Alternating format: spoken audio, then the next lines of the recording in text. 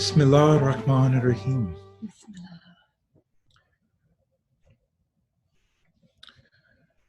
Welcome. And let's begin by entering the space of the heart. By first bringing our attention to our breath.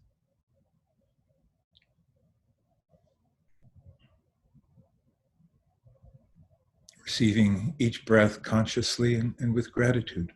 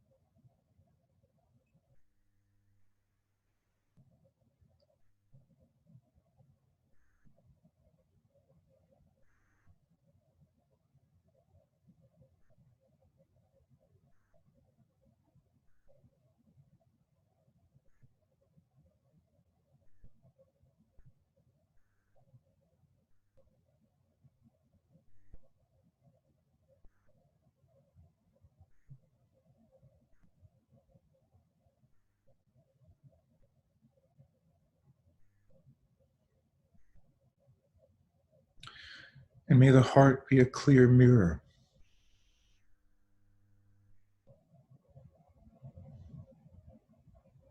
If a cloud floats across the face of the mirror, it comes and it goes. And in that mirror, the sky reflects.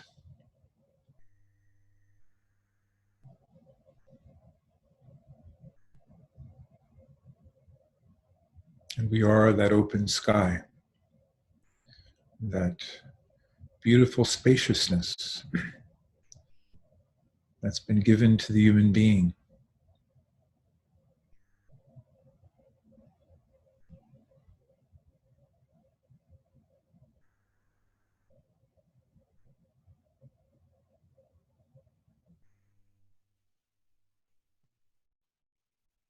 And you are that space, not the clouds, not the rain that pours down, not even the winds.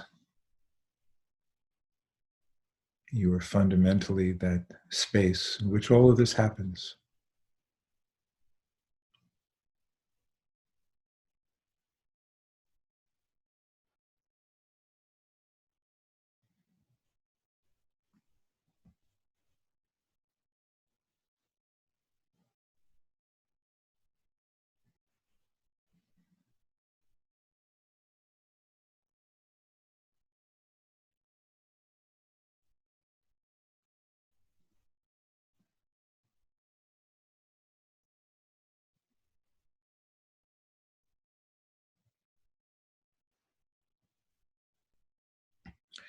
And conscious breath is one of the practices we have for keeping the mirror clear.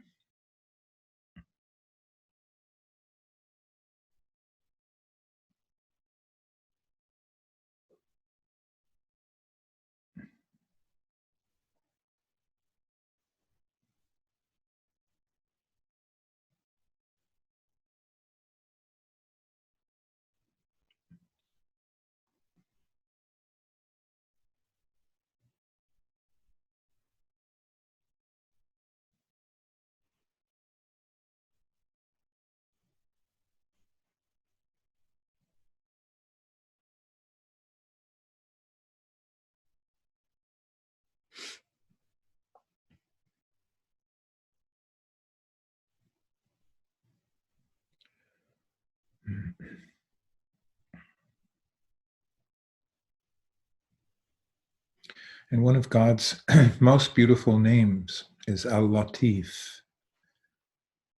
that one who is infinitely subtle, the subtlest state of everything.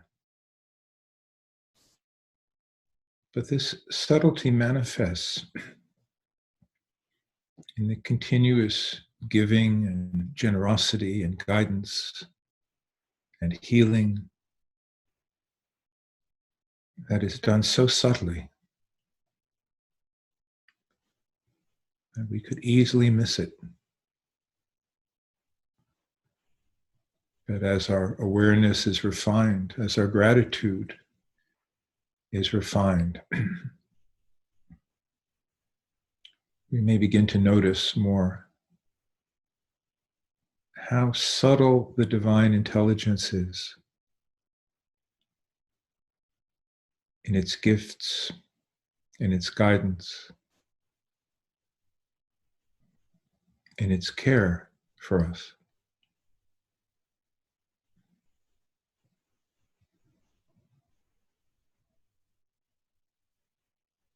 So silently, on the in-breath, Ya, and on the out-breath, Latif. Ya Latif. O you who are the most subtle. Ya Latif.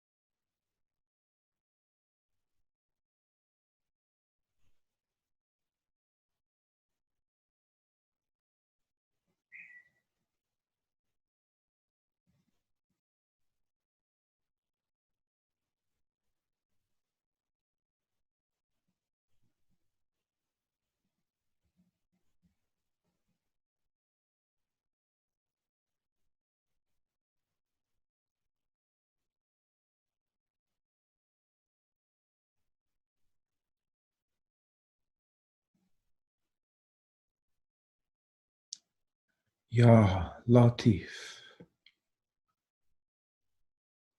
O you who are the most subtle.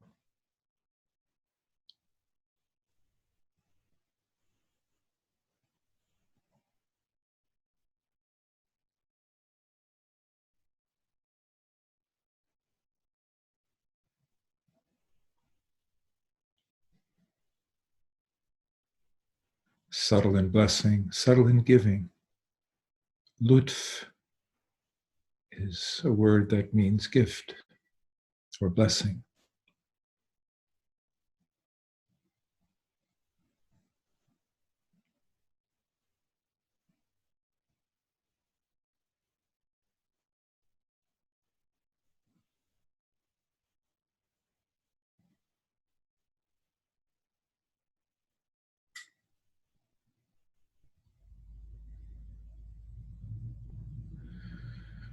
And here we are in this moment across several continents, joined in this quality of infinite subtlety, magnifying that quality, creating a coherent field of Latif, a field of energy we all benefit from and participate in and share with each other. And today, especially, we share it with all the mothers of our community, the mothers in our community and the mothers of our community. May they be blessed and honored.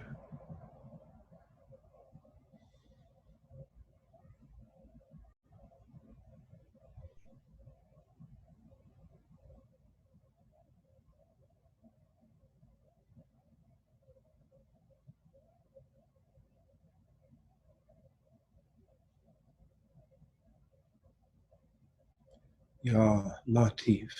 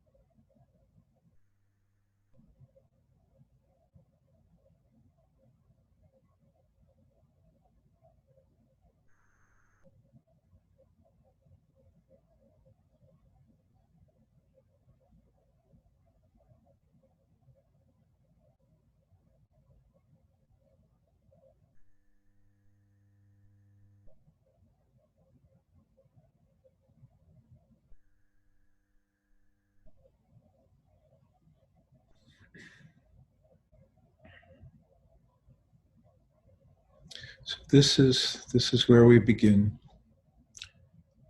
in the simple subtlety of being, clearing the heart, coming into some stillness and silence. May we receive what we need to receive today. May we receive the help and the guidance and support of the invisible, of our teachers living and passed on, of Hazrati Mevlana and Hazrati Shams, and beloved Prophet Muhammad, peace be upon him, and many more unnamed who we invoke and welcome into this community, which is an eternal community.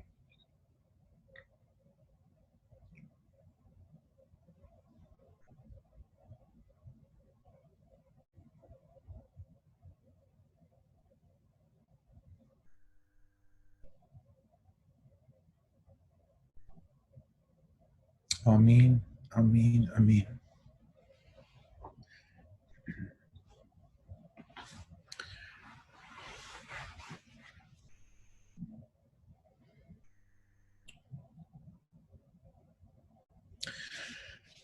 So we have a theme this month, and the theme is the body is a servant, train it with love.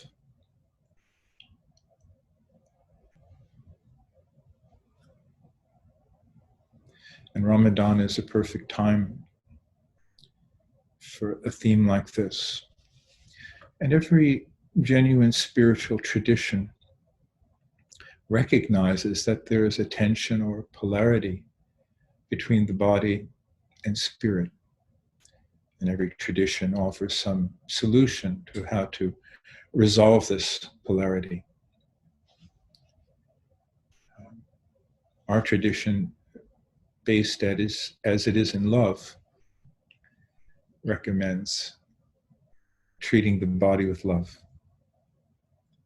but also with a healthy discipline.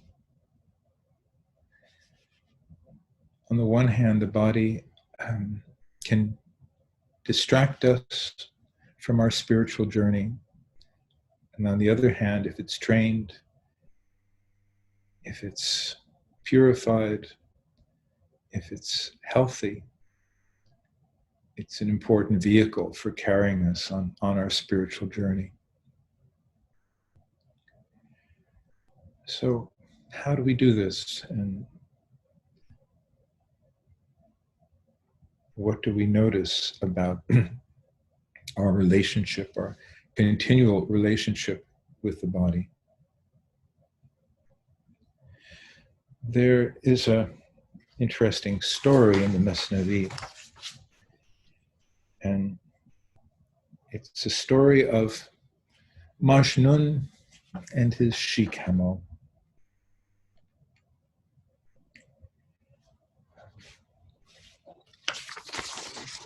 It's a charming, funny story. It begins with this introduction. The battle between intelligence, akal, And the false self, nafs, these are the words that are used in Persian, akal and nafs, although Nicholson translates it as the battle between reason and intelligence. I'm sorry, between reason and the flesh. But the nafs isn't the flesh, although the nafs, the false self, can be under the spell of the body. So, as you know, Majnun was in love, desperately, profoundly in love with Layla. And he got on his camel to make the journey to meet his beloved. So here, I'll read you some of the story. Know that spiritual intelligence, akal, and the nafs, under the spell of the body, are like Majnun and his she-camel. One is pulling forward, and the other is pulling backward in opposition. Majnun's desire is to be speeding into the presence of Layla. The she-camel's desire is running back to her foal. And if Majnun forgot himself for even one moment, the she-camel would turn and go back. Since Majnun was full of love and passion, he'd get completely lost in it. But intelligence is what can pay attention. Yet his passion for Layla carried his reason and his intelligence away. But the she-camel was very alert and sensed his state, and whenever she saw her toggle slack, she would at once perceive that Majnun had become heedless and dazed, and would immediately run back to her stable. And when Majnun came to himself again, and he would see on the spot that she had gone back many miles, in these conditions, Majnun remained going back and forth, back and forth, back and forth for years, on what should have been a 3 days journey. He said, "O camel, since we are both lovers, we two are at odds and unsuitable fellow travelers. What's pulling you is not what's pulling me. It's better for me to leave your companionship. These two fellow travelers are like robbers waylaying each other. The spirit that does not know how to dismount from the body is lost. The spirit, because of separation from the subtlest state of heaven, is in dire need.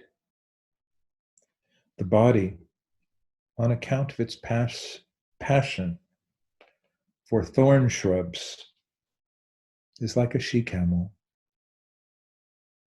The spirit unfolds its wings upward. The body has stuck its claws into the earth." So Majnun says, "So long as you're with me, O you who are mortally enamored of your home, then my spirit will remain far from Layla. Because of experiences like this, many years of my life have passed. Like the people of Moses in the desert, the journey to union was a matter of just a few steps. Because of your noose, I've remained for 60 years on this journey. The way is not long, but I've dawdled for so long. I've become sick of this riding, sick. And Majnun threw himself headlong from the camel, saying, I'm consumed with grief. How long, how long? The wide desert became narrow for him, and he flung himself down on the rough ground. He flung himself down so violently that the body of that courageous man was injured. When he flung himself to the ground at that moment, as fate would have it, he broke his leg. And here's where it gets maybe a little bit far-fetched, but it's all metaphor, isn't it? Then he tied up his leg and said, I will become a ball. I will go rolling along the curve of his bat. For this reason, the sweet-mouthed sage utters a curse on the rider who does not dismount from the body. How should love for the Lord be inferior to love for Layla? To become a ball for his sake is better. Become a ball. Turn on the side which is sincerity. Roll on the side which is sincerity, rolling, rolling in the curve of the bat of love. For from now on, this journey is the pull of God, while that journey on the she-camel is how we are going. But that rolling is the extraordinary mode of progression which transcends the utmost exertion of even the jinn and mankind. Such is the pull. Such is the pull of God, not some ordinary pull. Such is the pull which Muhammad valued most of all. So farewell. Well, boy, there's a lot in here. It starts off, doesn't it, as a battle between our intelligence, our awareness, and the pull of the body.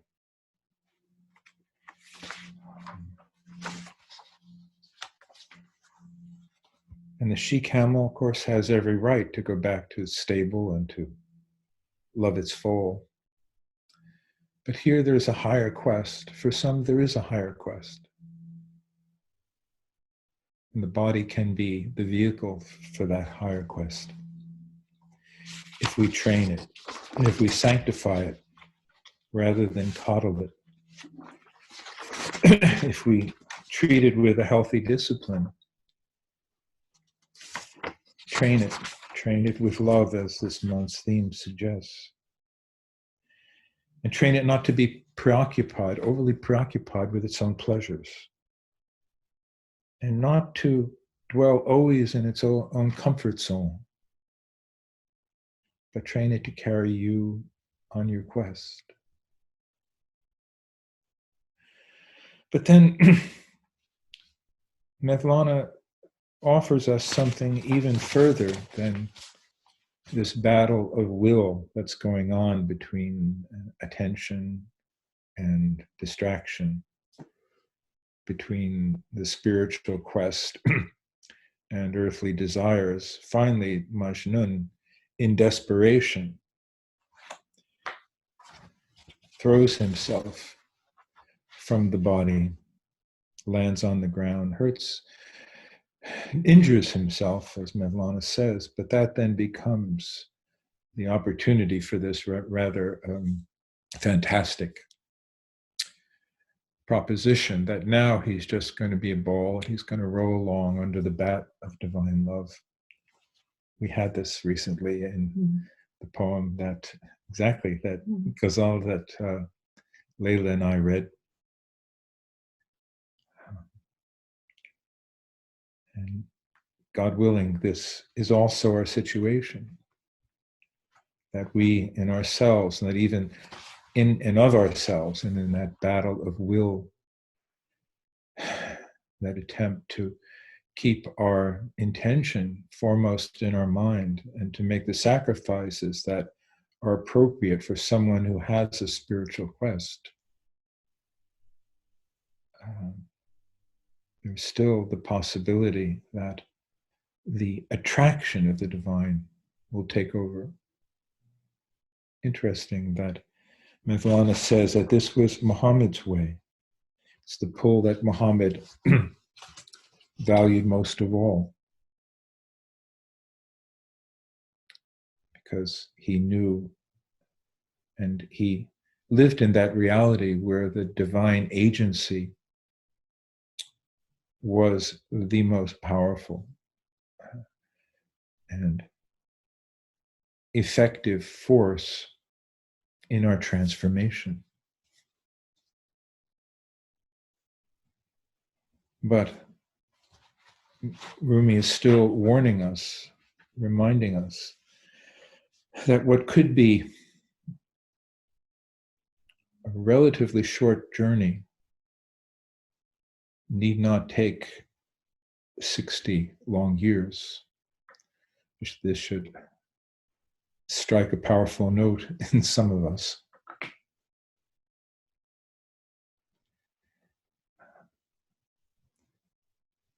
Soon I hope to talk about what dervishhood is really about and remind us that this is not just a hobby, not just an interesting intellectual avocation to entertain us, but how we can make our sincerity on this path of dervishhood real. God willing, we will get to that soon. But Camille, I think you have something beautiful for us.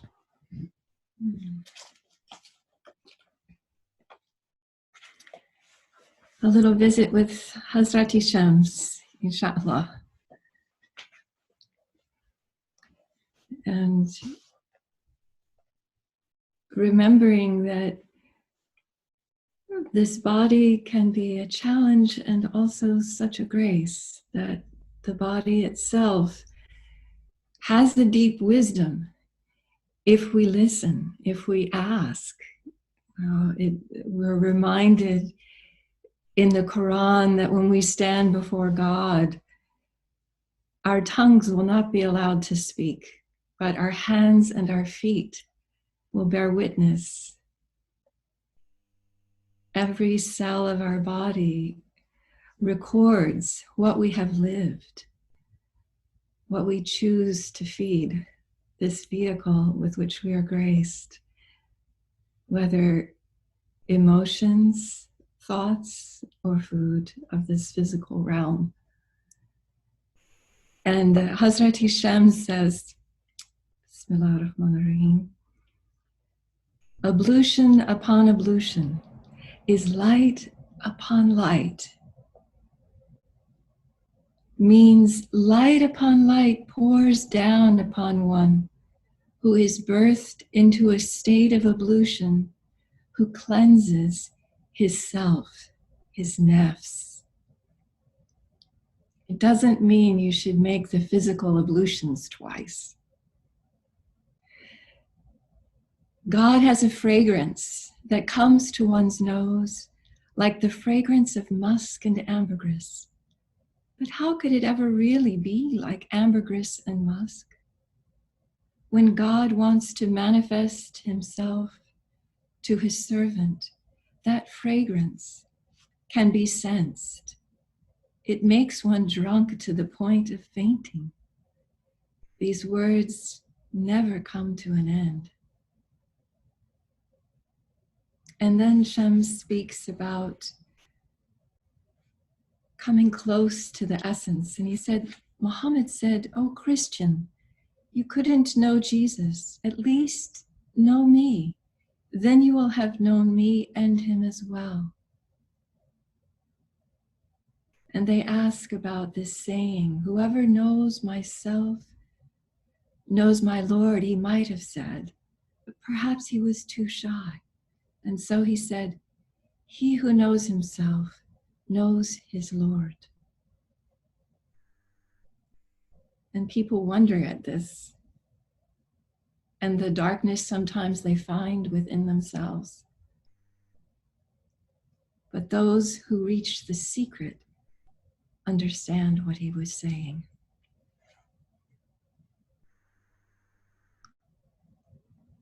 he goes on to say, I said, what right do I have to eat and drink and sleep?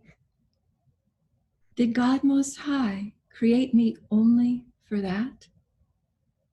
Until he speaks with me without any mediator, until I ask him and he tells me what this eating and sleeping is, did I come to this universe to eat and drink blindly? If the work is like this, and I can speak and communicate face to face with him, then I eat and drink because I understand how I came here, where I am going, where my safety lies, and what my end will be. So I live freely, without worries. How could this be understood with the intellect? I asked. And I turned my face to him. It's like when a mother has but a single child in the whole universe, a very good and beautiful baby, who puts his hand into the fire, just as the mother would jump to grab her baby.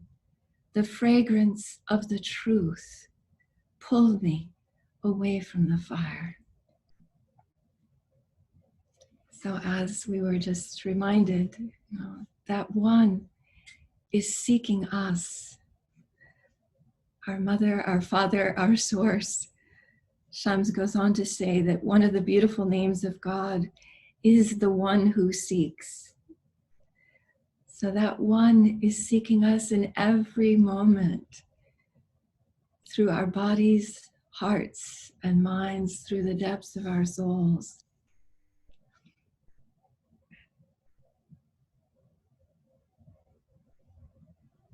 And one more word from Shams. He speaks about going to a place where there is no sound, no echo,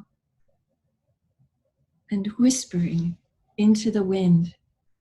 Bring your ears there too, he says. One who has a guarantee and support to lean on. Her heart is joyful, her back is strong, and she doesn't grieve for anything. Subhanallah ya Rabbil Alameen. Amen. Amen. And Shams's words are the words of someone on this spiritual quest, describing both the aim of the journey and also the blessing, support that comes to those who sincerely journey. There is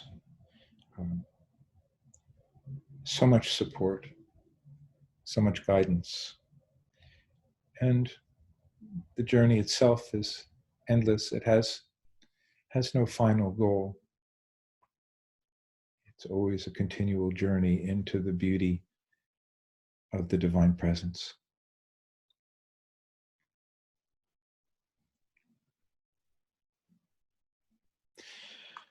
So, I think it's time for dhikr.